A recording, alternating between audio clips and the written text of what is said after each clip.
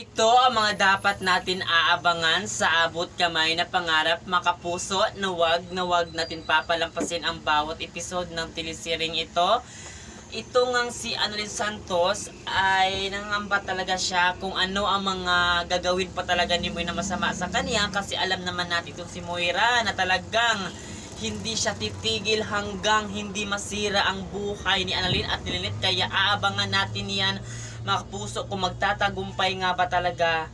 Ganun pa man ay malapit na talaga babalik ang alaala ni Tanyag at doon talaga mapagbayaran talaga lahat ni Moira ang kanyang kasamaan, maging sa mga pinakatatagong lihim na mga kontrabida na ito na sina Zoe at Moira. Kaya aabangan natin ito, mga kapuso, ang abot kamay na pangarap na kinaaadikan natin panoorin tuwing hapon. Kaya panoorin nyo lagi yan, mga kapuso.